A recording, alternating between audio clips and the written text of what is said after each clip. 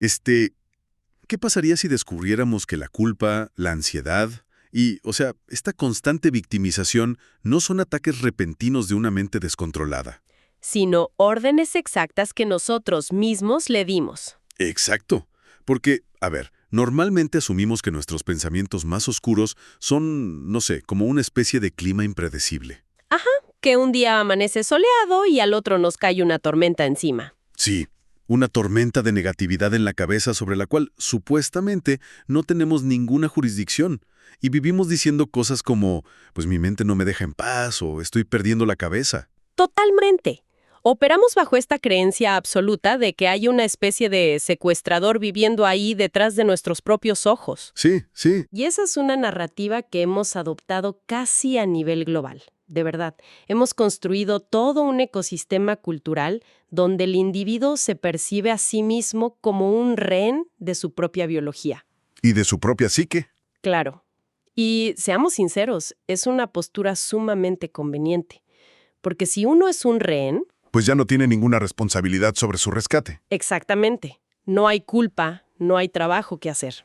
Y precisamente por eso, la exploración a fondo de hoy resulta tan reveladora y, francamente, tan confrontativa.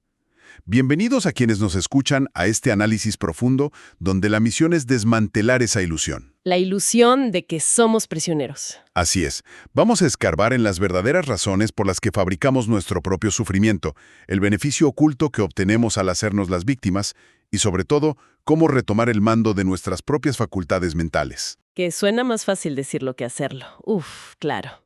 Y para lograrlo, tenemos hoy un material fuente que es una verdadera joya de la incomodidad. Se trata de un fragmento de un video de un canal de YouTube. Este canal se llama Explorando un curso de milagros con Moz. Y es un texto fascinante. Lo es, pero hay que advertir algo desde el principio para quienes nos acompañan. Quienes esperan un enfoque espiritual, digamos suave, lleno de luz, arcoíris y palmaditas en la espalda, Se van a llevar una sorpresa enorme. una sorpresa enorme, sí. Porque el autor utiliza un tono súper crudo, sarcástico, muy directo y sin filtros, desafía frontalmente a muchas de las corrientes modernas de autoayuda. Y creo que el valor de esta fuente radica precisamente en esa crudeza. O sea, a veces la complacencia del lenguaje terapéutico moderno nos permite, escondernos detrás de términos muy técnicos. Sí, nos da una salida fácil. Exacto.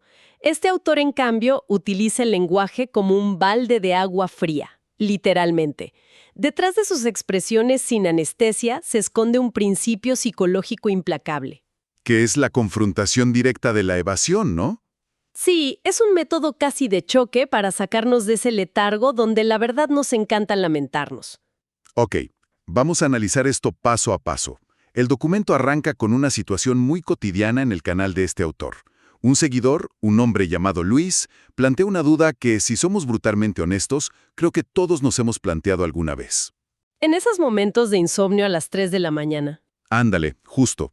Luis pregunta, y cito, ¿por qué la mente busca victimizarse y generar más culpa para deprimirse? Y, la pregunta suena súper inocente, pero trae un veneno oculto ahí, ¿verdad? Totalmente. Trae muchísimo veneno. Porque la pregunta misma está formulada desde la rendición. Explícame eso. Pues al decir ¿por qué la mente busca esto?, Luis ya está separando a la mente de su propia identidad. Está creando a un tercero que es el culpable de todo. Ah, claro, como si no fuera él. Exacto. Está asumiendo que su mente es como un gremlin malicioso que tiene agenda propia, que se manda solo y que conspira en la oscuridad para arruinarle el día. Ajá. Y esta separación cognitiva es el primer gran error que el autor busca corregir de tajo. Y vaya que lo corrige de tajo, ¿eh? La respuesta del autor es frenar esa narrativa en seco. En lugar de darle a Luis, no sé, una técnica de respiración o compadecerse de él, le dice que la mente no tiene ningún poder por sí misma. Ni uno solo. Y para ilustrarlo, mete una metáfora excelente usando un automóvil. Nos dice, a ver, si un coche da vuelta a la derecha, es porque el conductor giró el volante a la derecha. Los autos no toman decisiones. Claro. Y luego, para rematar y despertar a su audiencia, suelta esta frase súper coloquial, muy mexicana, diciendo literalmente, no te hagas pendejo. ¡Ay! Sí, Es un golpe directo. Es que hace la comparación con quedarse sin gasolina. Si tu coche se queda tirado a la mitad del periférico, la culpa no es del coche por no ir a la gasolinera por su cuenta. ¿Es tuya por no ponerle combustible? Exactamente. La mente no trae pensamientos de la nada, los trae porque uno se lo ordena. Y mira, lo fascinante aquí es el inmenso peso que tiene esta analogía para desarmar nuestras defensas psicológicas. Es un golpe directo a lo que en psicología llamamos el locus de control externo. ¿Es locus de control externo? Ok. Sí. O sea, es increíblemente fácil y cómodo para la psique humana culpar a una entidad abstracta. Decir, ¡ay, mi mente me deprime! Es el equivalente literal a chocar el coche contra un muro y decirle a la aseguradora, es que el coche se sintió triste y decidió estrellarse. Sería el colmo de lo absurdo. La aseguradora te colgaría el teléfono. Claro, en el mundo físico eso es impensable. Sin embargo, en el terreno de la salud mental y emocional, usamos esa excusa a diario. Y lo peor de todo. Que la sociedad nos la valida. Sí, nos damos palmaditas. Pero aquí es donde se pone realmente interesante. Porque si aceptamos esta premisa... Que nosotros vamos manejando. Exacto, que tenemos las manos firmes en el volante y que la mente solo es el motor siguiendo nuestras instrucciones. Entonces, la pregunta lógica y bastante incómoda es ¿por qué alguien en su sano juicio decidiría estrellar el coche a propósito? Esa es la verdadera cuestión. Es decir, ¿qué ganancia hay en darle a la mente la orden explícita de fabricar culpa, tristeza y victimización? Porque a simple vista, buscar el propio sufrimiento parece ir en contra de cualquier instinto básico de supervivencia. Y parece totalmente contraintuitivo, hasta que, claro, analizamos la economía de las emociones humanas. A ver, cuéntame de eso. El texto de Moes hace una disección brillante de esto. Si la mente fabrica argumentos de dolor únicamente bajo nuestras órdenes, entonces, por definición, debe existir un beneficio secundario. Un pago oculto, digamos. Un pago oculto, exacto. Si conectamos esto con el panorama general del comportamiento humano, vemos que el victimismo rara vez es un accidente inofensivo. Es una herramienta de adaptación sumamente sofisticada. Órale. El documento menciona que en el fondo de nuestro inconsciente llegamos a creer cosas como soy más atractivo cuando soy una víctima. O mi sufrimiento me hace especial. Sí, tal cual. Mira, déjame aterrizar esto con algo que yo creo que a muchos de quienes nos escuchan les va a resonar. A ver. Hace años, en un trabajo corporativo que tuve, recuerdo perfecto que pasaba mis horas de comida quejándome amargamente de lo terrible que era el ambiente y de lo mucho que mi jefe me explotaba. El clásico drama de oficina. El clásico drama, sí. Y un día me di cuenta de algo terrible. Secretamente, me encantaba quejarme. ¡Ay, claro! Sí, porque cada vez que contaba mis tragedias, mis compañeros me daban toda su atención. Me decían, ¡ay, pobre de ti, qué injusticia! Me invitaban el café. Te volvías el centro del universo por un ratito. Exacto.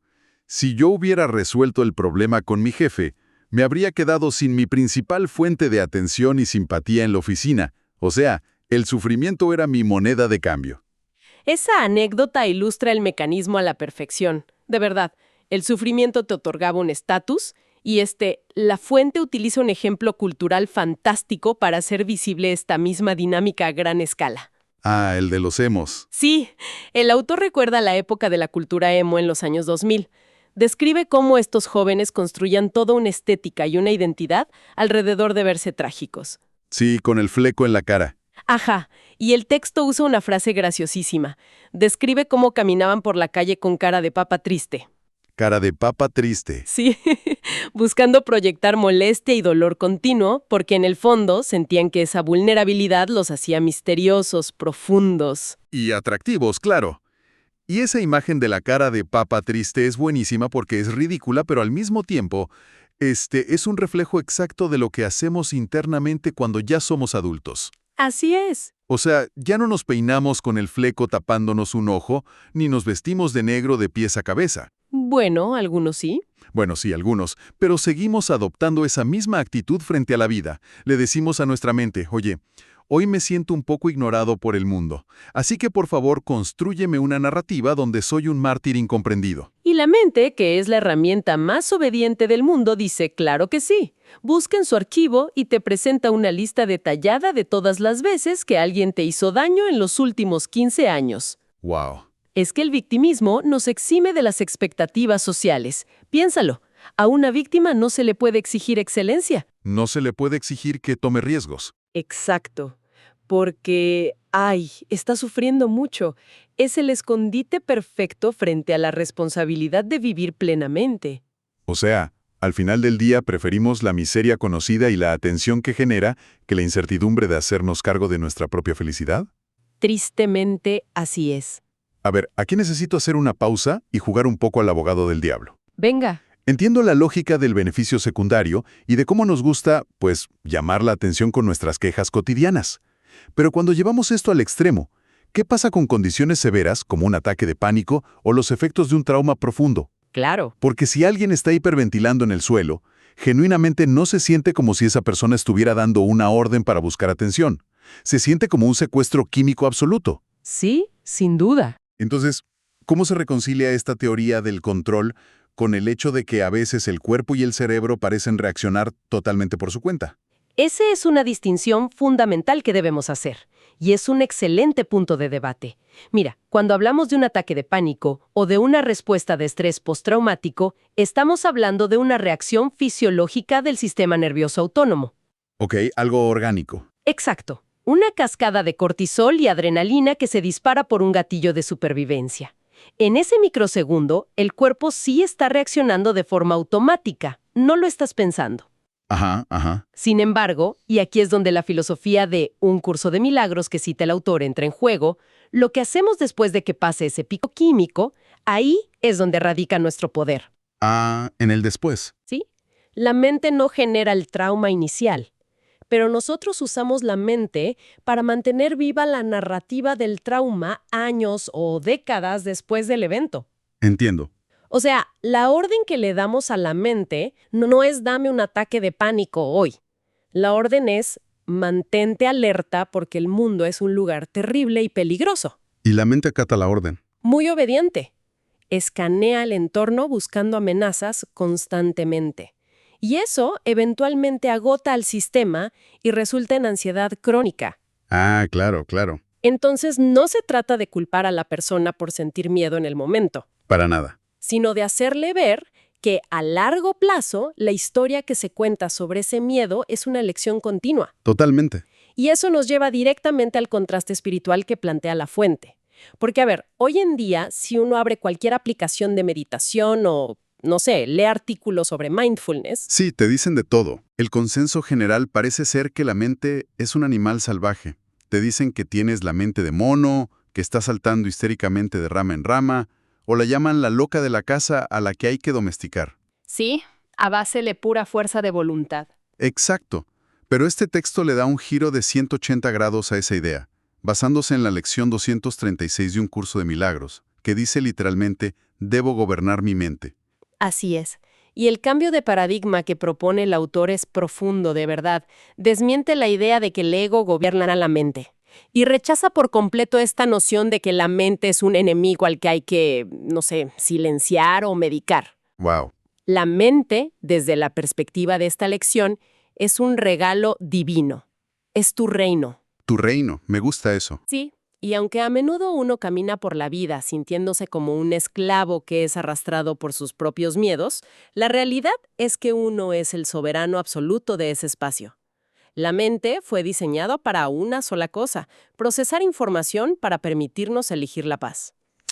Es un enfoque súper radical. Básicamente nos dice, a ver, tu mente no está descompuesta. Para nada. Simplemente tiene un nivel de ejecución excelente, pero tú le has estado ingresando un código fuente desastroso. Exactamente. Y esto plantea una pregunta importante, no solo teórica, sino muy vivencial para todos. A ver, ¿Cómo se transformaría nuestra calidad de vida si, a partir de hoy, abandonamos la guerra contra nuestros propios pensamientos? sería un descanso tremendo. Porque gran parte del agotamiento crónico que sufre la sociedad moderna no proviene de pensar demasiado, proviene de la fricción constante de creer que nuestra mente nos está atacando. ¡Wow! ¡Qué fuerte! Sí, si dejamos de verla como la loca de la casa y empezamos a tratarla con el respeto que le tendríamos a una supercomputadora increíblemente sofisticada, nuestra relación con la realidad cambia. Claro. La mente no es el obstáculo, es el vehículo de liberación. Y me gusta mucho que hables de una supercomputadora porque nos ayuda a alejarnos un poco de la idea del automóvil y entrar en algo mucho más contemporáneo, más del día a día. Entonces, ¿qué significa todo esto a nivel práctico? Ajá. Porque si ya aceptamos que la mente es como un algoritmo obediente y, digamos, hemos decidido dejar de pedirle que nos muestre nuestro catálogo de victimización y tristeza, Sí, ¿ya paramos esa orden? ¿cómo cambiamos la programación?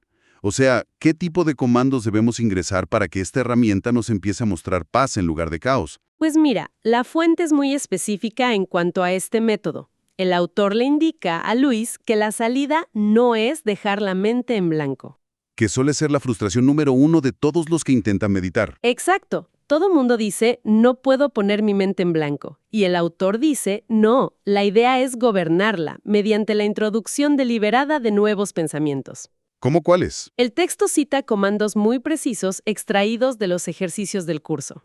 Sí, de hecho aquí tengo anotadas algunas frases. Dice, ¿esto que veo no significa nada? O mis pensamientos me están mostrando un mundo que no tiene significado. Ajá, son comandos directos. También menciona otras como, el perdón es la llave de la felicidad y esta me gusta mucho. ¿Podría haber esto de otra manera? ¿O podría haber paz en lugar de esto? Buenísimas. Ahora, a ver, si uno lee esto por encima, la verdad, suenan a las típicas afirmaciones de pensamiento positivo que pegas en un post-it en el espejo del baño, ¿no? Sí, suena a autoayuda de cajón. Exacto. Pero en el contexto de lo que estamos discutiendo, entiendo que no son simple optimismo. Quiero que profundicemos en el mecanismo.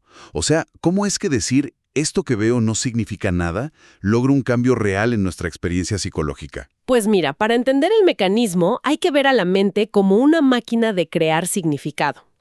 Evolutivamente, nuestro cerebro está cableado para encontrar patrones e inyectarles una narrativa, básicamente para protegernos. Ok. Si alguien no te saluda en la calle, la mente automáticamente busca en su base de datos y dice, está enojado conmigo porque hace un mes no le contesté un mensaje. Ya te armó todo un cuento. Exacto. La mente construyó un drama inmenso a partir de un hecho totalmente neutral, que es que alguien no te vio. Sí. Entonces, cuando tú aplicas el comando de esto que veo no significa nada, lo que estás haciendo a nivel neurológico es interrumpir esa red neuronal por defecto. Estás literalmente metiendo un palo en los rayos de la bicicleta de la ansiedad. Exacto. Es como el algoritmo de las redes sociales. A ver, pensemos en TikTok o en Instagram. Ajá, excelente comparación. Si te pasas 3 horas viendo vídeos de rupturas amorosas y gente llorando, el algoritmo no te juzga. Simplemente dice, mira, a este usuario le gusta la tristeza. Déjame darle 1000 videos más de corazones rotos. Y tu página principal se vuelve un valle de lágrimas. Un valle de lágrimas, sí. Y la mente funciona igualito. Si te la pasas dándole clics mentales a la queja, te va a mostrar una realidad miserable. Entonces, decir, ¿podría ver esto de otra manera? Es el equivalente a forzar el algoritmo. Totalmente. Es buscar activamente en la barra de búsqueda algo distinto. No sé, videos de comedia o de perritos. Estás obligando a la plataforma a recalibrar lo que te muestra. Y es una analogía magistral, de verdad, porque ilustra la neutralidad de todo el sistema. El algoritmo de la red social no tiene moralidad. No le importa si estás feliz o si estás deprimido. Solo busca eficiencia basándose en tu interacción. En lo que tú le pides. Exacto. La mente hace exactamente lo mismo. Al introducir el pensamiento de ¿podría haber paz en lugar de esto en medio de un conflicto? Digamos, en una discusión acalorada con tu pareja. Ándale, en ese momento estás ejecutando una interrupción de patrón. Estás cancelando la orden de buscar culpables. Órale. Y le estás pidiendo explícitamente a tu base de datos que busque alternativas conciliatorias, ángulos que no habías considerado o simplemente la capacidad de soltar el tema. Le estás ingresando nuevas coordenadas al GPS. Y para que esto no sea solo un ejercicio intelectual cansado, la fuente nos da una clave definitiva. Menciona que quien verdaderamente gobierna es el individuo, respaldado por una fuerza mayor. Así es. El texto dice que tanto el individuo como Dios están en la mente. Y bueno, sin entrar en debates teológicos profundos, lo que entiendo aquí es que no estamos tratando de dominar la mente desde un lugar de pequeñez o desde el miedo del ego. No, para nada. Sino desde un estado de autoridad natural, desde la certeza de que somos los dueños legítimos de este espacio. Es el reconocimiento de esa autoridad inherente.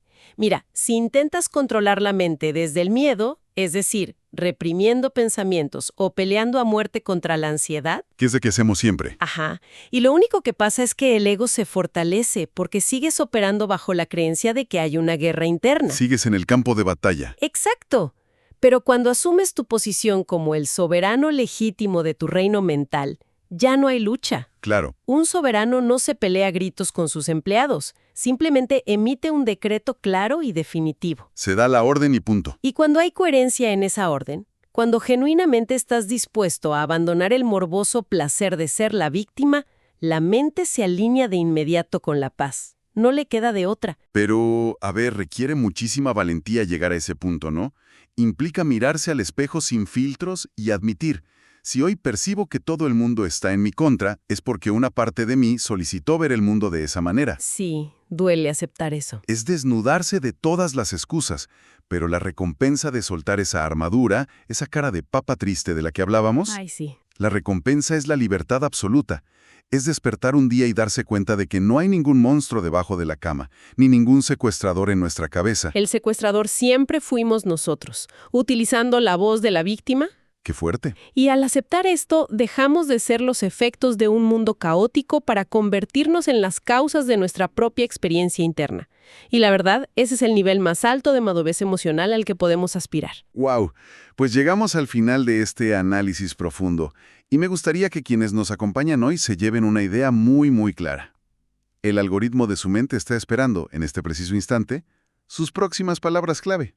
Así es. Hemos analizado cómo, durante años o incluso décadas, le hemos dado a esta maquinaria perfecta la instrucción de construir complejos laberintos de dolor, de preocupación y de culpa. Y todo porque encontrábamos un extraño confort en no hacernos responsables de nuestra propia vida. ¿Sí?